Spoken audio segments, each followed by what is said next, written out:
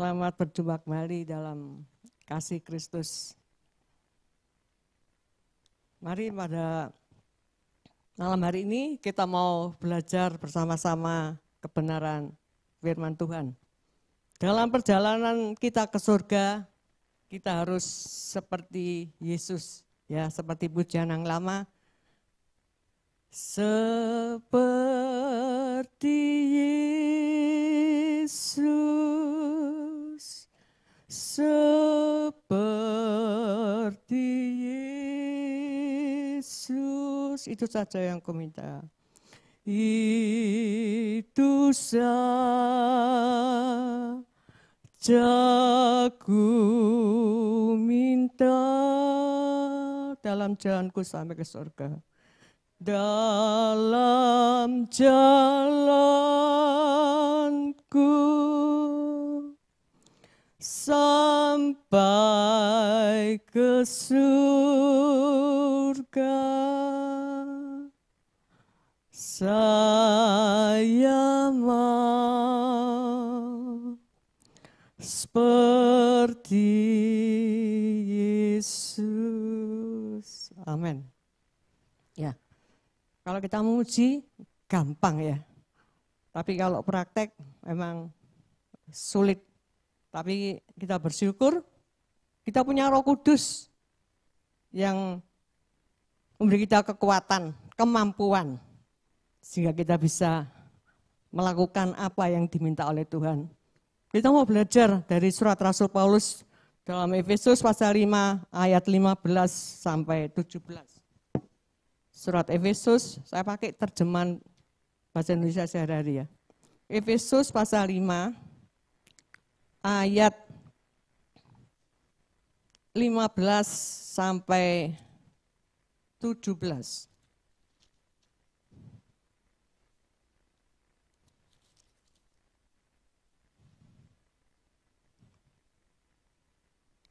Oh, belum keluar. Ya, tapi semua kan pakai HP. Kalau bahasa Indonesia sehari-hari, punya saya ya. Sebab itu perhatikanlah baik-baik cara hidupmu. Ya, perhatikan baik-baik cara hidupmu. Jangan hidup seperti orang bodoh. Hiduplah seperti orang-orang bijaksana. Ya, kalau dalam terjemahan yang umum ya. Jangan seperti orang bebal, ya. Bebal itu sama dengan orang bodoh. Tapi kalau dinasihati, dia itu enggak ngerti ya. Tapi terus melakukan perbuatan-perbuatan bodohnya. Dia tidak mau berubah ya. Walaupun dinasihati, dia tetap melakukan kebodohannya. Dia selalu bertindak bodoh terus, tidak mau belajar dari pengalaman yang telah dia terima ya. Jadi kalau misalkan dia melakukan kebodohan, dinasihati, tetap dia tidak mau mendengar. Tapi terus-menerus dia melakukan kebodohan. Ya, ada seorang ibu, mungkin waktu COVID, pokoknya setiap malam gitu ya, sendok-sendok yang habis dimakan itu digodok, bukan disiram sama air panas tuh ya. Nah itu berkali-kali kalau ngodok sendok, ditinggal klesetan. Nah dapur sama kamar tidurnya itu lain ya tempatnya. Jadi karena dia sepanjang hari sudah capek sebagai penjahit dan juga masak ya pokoknya kerjaan rumah tangga dia kerjakan, dia sampai ketiduran. Nah, ketiduran 2 kali itu sampai hampir terbakar rumahnya. Nah, yang terakhir itu entong-entong kayu loh, ya digodok. Akhirnya Cik. Terus dia saksi. Terus saya bilang, ya segini loh Cik. Beliau teko sing siul itu ya. Karena ada tau teko yang siul, kalau mendidih itu kan bunyi ya. Itu nanti kan tadi ya, walaupun di kamar bisa dengar kayak gitu. Oh, enggak usah digodok lah. Apalagi rumahnya itu bukan rumah sendiri ya, rumah kontrakan ya. Tapi tetap dilakukan ya, sampai enggak tahu 2 kali atau 3 kali. hampir terbakar. Tapi puji Tuhan tidak sampai terbakar, tapi terus angus ya. Sendok-sendoknya itu angus. Ya, jadi Tuhan minta, Rasul Paulus minta, kita itu jangan seperti orang bodoh ya, tapi harus bijak, menjadi orang yang bijak ya. Arif yang dalam bahasa yang umum itu ya, jadi orang arif. Ya, arif itu adalah bijaksana, cerdik, pandai, berilmu ya. Kita mau lihat dalam nasihat dari Raja Daud, Mazmur 90 ayat 12. Kitab Mazmur pasal 90 ayat 12. Ya, saya pakai terjemahan yang sehari-hari ya. Sadarkanlah kami akan singkatnya hidup ini, supaya kami menjadi orang yang berbudi. Ya, kalau yang terjemahan biasa itu kan cuma pergunakan supaya coba tolong dibaca aja. Ajar kami menghitung hari-hari kami supaya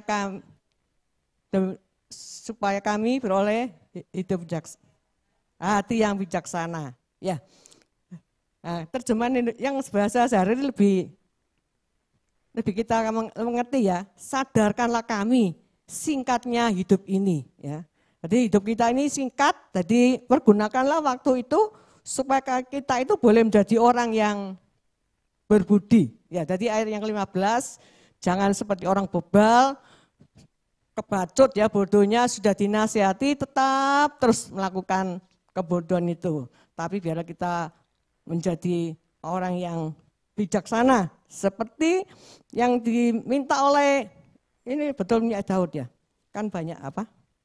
Mazmur 90 ini. Oh, doa Musa, bukan Daud ya. Doa Musa.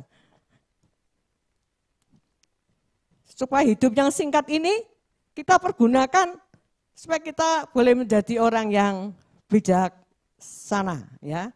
Lalu sekarang ayat yang ke-16, kita kembali kepada Efesus pasal 5 ayat yang ke-16. Pergunakanlah waktu yang ada. Hari-hari ini jahat. Melayani setiap ya. Kalau dalam terjemahan bahasa Indonesia sehari, gunakanlah sebaik-baiknya setiap kesempatan yang ada padamu, karena masa ini adalah masa yang jahat. Ya, kesempatan. Kesempatan ini kairos ya. Kairos itu orangnya gondol, rambutnya dikoncret. Nah, kalau seret liwat, nah enggak cepet-cepet dijambak ini koncrete, wis hilang. Ya, kesempatan juga seperti itu. Jadi kita harus cepat kesempatan itu kita pergunakan sebaik-baiknya ya. Selama kita masih hidup, kita mau melayani Tuhan. Kita layani Tuhan bukan seperti rutinitas, misalkan di jadwal sebagai WL, sebagai singer, wes waktunya aku melayani yang lain tidak ya. Tapi kita mau betul-betul pujian yang kita pujikan itu betul-betul kita seperti kita ini melayani Tuhan ya, seperti kita melayani Raja. Jadi pujian kita itu menjadi berkat buat diri kita sendiri dulu, baru buat jemaat yang kita ajak masuk dalam memuji Tuhan. Ya, jadi yang ayat 16, pergunakan waktu yang ada. Mumpung masih hidup, mumpung masih sehat, mumpung masih bisa berjalan ke tempat ini ya. Mami saya akhir-akhir ini sudah lemes ya. Ketika Bu Vivi bilang supaya saya bawakan firman Tuhan hari ini, saya bilang, enggak, coba saya lihat. Soalnya mami sudah lemes. Apa ini Pak, apa nunggu harinya saya gitu ya. Tapi enggak tahu moro-moro terus doyan makan lagi. Ya, doyan makan lagi karena yang jaga bilang, "Mak, nek gak mangan kata tak tinggal lo ya." Nah, terus takut. Nah, setiap kali saya datang, mesti saya bilang, "Oh Eni." Lalu saya doa, Tuhan kirim malaikat untuk jaga mami. Ya, mami saya tinggal sama Koko ya. Nah, saya ini anak kecepit. Punya Cece, punya Koko, punya Meme, punya Titi. Jadi tengah-tengah ya. Tapi puji Tuhan, saya tetap bersyukur ya kepada Tuhan. Seperti pujian lama juga ya. Selamatkanlah waktumu, detik-detik di dalam hidupmu. Waktu-waktu ini, waktu yang jahat, sungguh-sungguh jahat. Jelmakan Yesus hidup. Yesus hidup di dalam hidupmu. Hidup sebagai Raja dan Tuhanmu. Sungguh-sungguh indah. Ya, pujian ini menyarankan kita supaya menempatkan Yesus itu sebagai Raja di hati kita. Ya, seperti yang dinasihatkan oleh Rasul Petrus dalam 1 Petrus 3 ayat 15a. Dalam surat 1 Petrus 3 ayat 15a. Nah, saya pakai terjemahan bahasa Indonesia sehari-hari ya. Tetapi di dalam hatimu hendaklah kalian memberikan kepada Kristus penghormatan yang khusus yang sesuai dengan kedudukannya sebagai Tuhan. Ya, kalau dalam Alkitab Saudara, kuduskan Kristus sebagai Tuhan. Tuhan di sini adalah Lord, Tuan, Raja. Kita ini dolos, hamba. Jadi kita tempatkan Tuhan itu sebagai Raja. Seperti pujian yang sudah saya nyanyikan tadi ya. Supaya Yesus itu sebagai Raja di hati kita. Kalau Tuhan itu jadi Raja, Tuhan itu di hati kita, nonsen ya, omong kosong kita mau marah-marah, mau mangkel, mau ngumpat ya, maki-maki ya, mau mujui, mau apa ya, omong kosong ya. Jadi bisa dimengerti ya. Jadi setiap hari kalau saya bangun tidur, saya biasakan karena dulu tulang belakang saya ini kiri kanan tidak sama ya. Jadi saya angkat gini ya. Lalu saya bilang, Allahku dahsyat, Allahku hebat, gunung batu kekuatanku penuh. Kota bentengku esa daerah ya pasal definisi. Rajaku gembalaku andalanku. Jadilah raja di hatiku. Nah itu ada mungkin 15 ya. Kata-kata untuk sebutan untuk Tuhan Yesus. Ya. Setelah itu saya doakan anak mantu saya, terus jemaat di Kapuas Madia, jemaat di Madura, saya doakan. Ya, selain sebagai kita menempatkan Kristus sebagai Tuhan, dalam kehidupan kita sehari-hari, kita mau baca dalam Kolose pasal 4, surat Kolose pasal 4,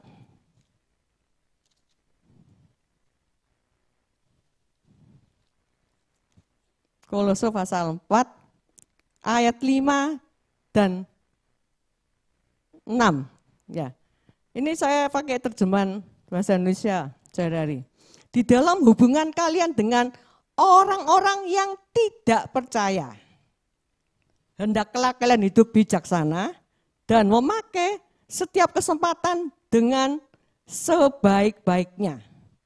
Hendaklah hal-hal yang kalian ucapkan selalu menyenangkan dan menarik. Hendaklah kalian tahu bagaimana seharusnya kalian menjawab pertanyaan-pertanyaan orang. Ya, kalau dalam kitab Saudara mungkin kata-katanya harus penuh kasih, ya, lalu hidup dengan berhikmat, ya.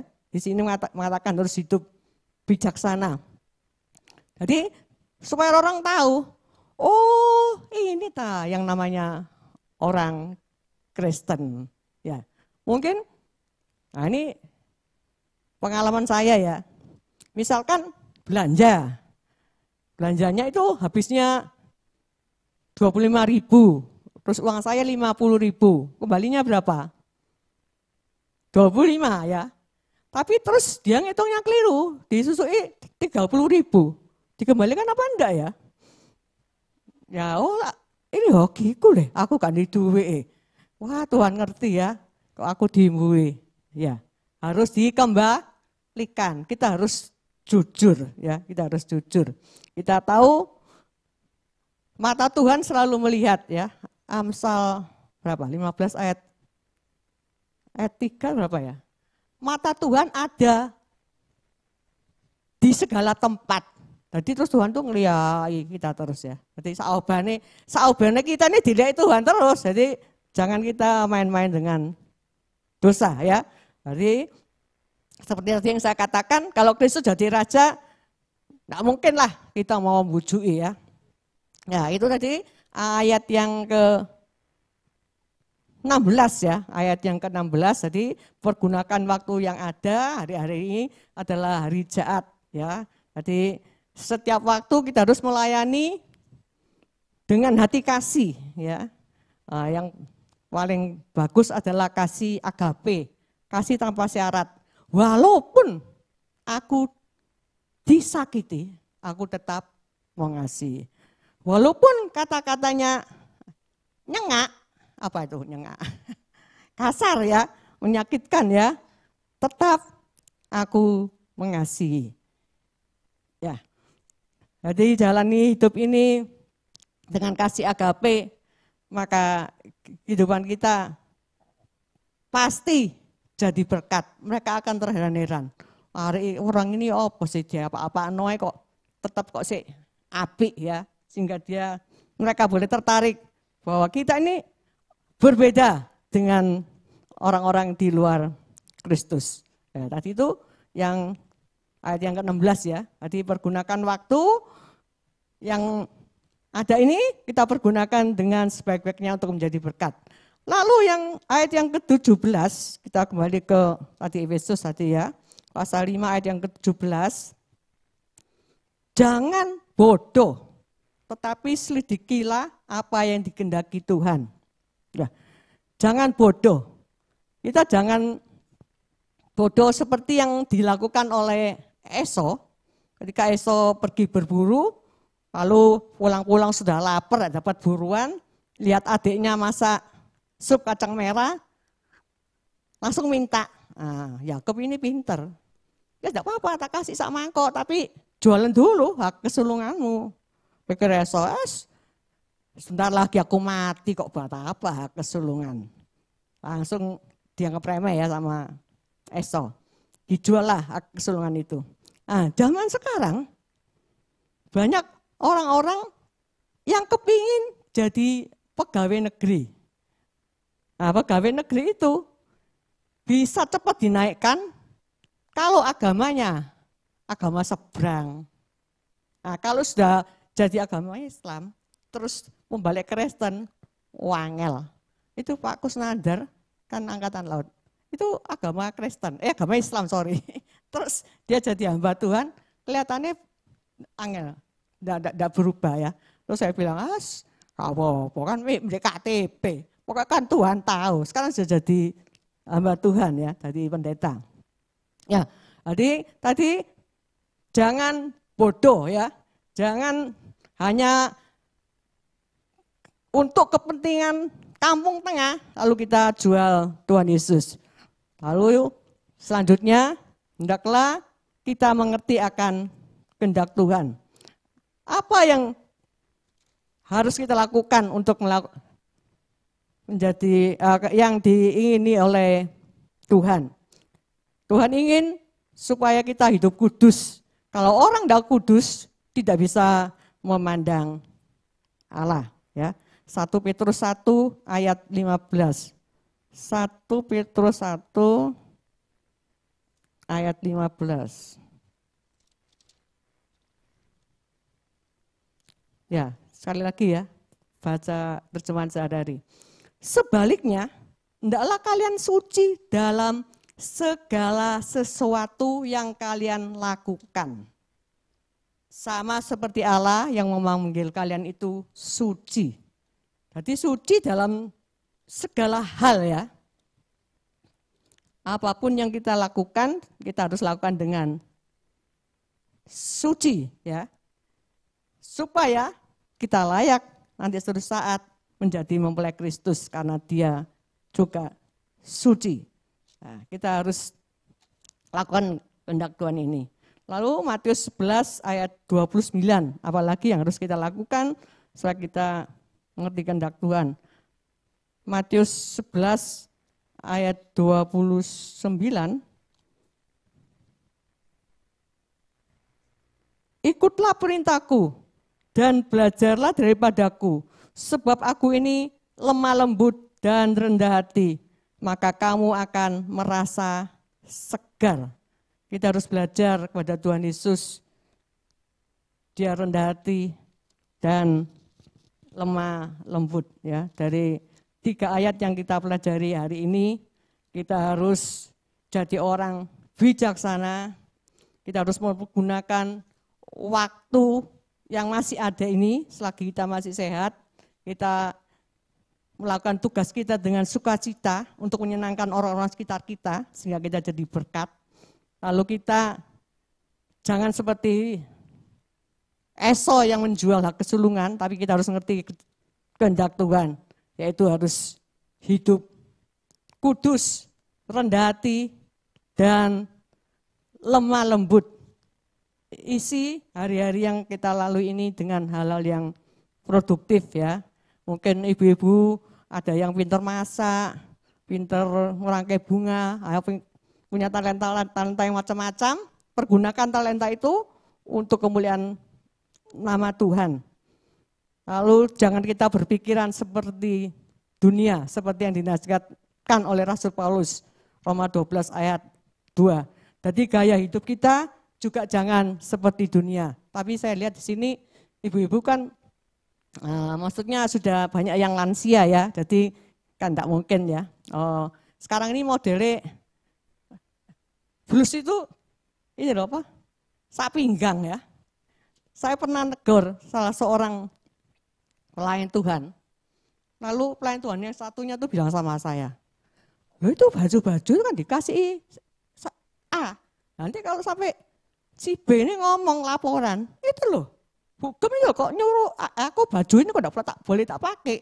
Loh Pak, saya itu sudah nasihati. Kalau memang mau pakai baju itu silakan, tapi pakai apa? Daleman, ya, supaya tidak kelihatan. Nah, kalau dia nyanyi di luar, jadi penyanyi, enggak apa-apa lah, pameran udel, ya. Tapi kalau di gereja, apalagi kita sebagai pelayan Tuhan, loh, ini apa-apaan ini kok pameran udel, ya. Ya, jadi seseorang itu kalau ditegur seperti tanaman, dia itu bertumbuh atau tambah mati, ya. Jadi memang ditegur itu enggak enak, ya, sakit. Ya. Jadi melalui firman Tuhan pada malam hari ini kita mau menilai bagaimana perjalanan hidup kita dengan waktu yang Tuhan beri, apakah kita itu semakin menyerupai Kristus atau kita masih hidup dalam kedagingan. Kita tadi sudah diajari oleh Rasul Paulus, kita harus menjadi orang yang bijaksana, harus mempergunakan waktu yang ada ini untuk menyenangkan orang lain, jadi berkat. Lalu yang ketiga, kita harus mengerti kehendak Tuhan. Itu apa yang Tuhan kehendaki, yaitu kita harus hidup kudus. Selagi masih ada kesempatan, kita mau lakukan apa yang Tuhan minta pada malam hari ini. Hidup ini adalah kesempatan. Hidup ini untuk melayani Tuhan. Jangan sia-siakan waktu yang Tuhan beri. Hidup ini hanya sementara. Hanya sementara. Oh Tuhan, pakailah hidupku selagi aku masih kuat.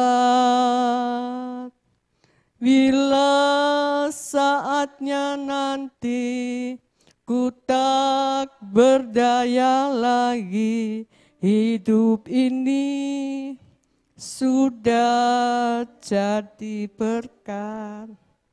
Pujian ini pertama kali saya dengar ketika suami saya sudah di Adiasa. Yang nyanyi adalah anak-anak sekolah Alkitab Nganjuk, ya, murid-murid dari CC saya. CC saya punya sekolah Alkitab di Nganjuk. Suami saya meninggalnya enak ya, pada saat perkumpulan hamba-hamba Tuhan se-Indonesia, dia membacakan rencana kerja tahun yang mendatang. Langsung jatuh di depannya pendiri GPT, Om Gersom Sutopo. Kaget Om Gersom Sutopo. Saya sudah bilang, ayo ke dokter. Karena di Gereja Kapasmadya itu ada mantri ya, laki mantri namanya. Mantri, jadi setiap habis ibadah itu dicek gula darah, kolesterol, apa itu normal aja. Tapi saya lihat kok nafasnya jantungnya itu sudah bengkak. Jadi mesti harus supaya lebih aman tuh harus ke dokter jantung ya. Tapi suami saya tidak mau terus.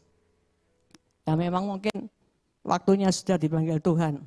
Karena pernah saya itu ngomong, "Mas, nggak usah jadi pengurus. Jadi pengurus nih kamu mati." Tuh mati sungguhan ya. Gini, waduh, perkataanmu itu imanmu ya. Ini saya ya. Jadi seperti pujian ini, mari kita pergunakan waktu kita selagi kita masih bisa bernafas, kita masih bisa jalan ke tempat ini, kita mau pergunakan dengan sebaik-baiknya, kita jadi berkat ya. Banyak yang sudah jadi oma, jadi berkat buat cucunya. Jadi cucunya itu jangan dimarahi, marah yang kata-kata negatif, tapi seperti dibombongi gitu ya. Kalau saya sama anak saya misalkan mecahkan gelas gitu, saya enggak bilang, goblok ini enggak. Loh pinter lah anak mami, langsung terus saya ajari. Gini loh carane, gelas itu jatuh di pinggir, terus mau sekut, nanti harus ke depan, saya gitu. Ya, mari kita berdiri. Hidup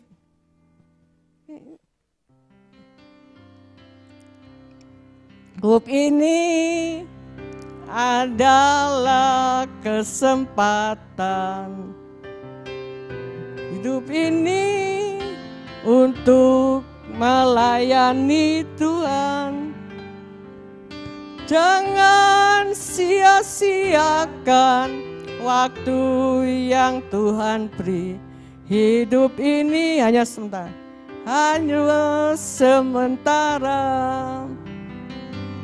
Oh Tuhan, pakailah hidupku selagi aku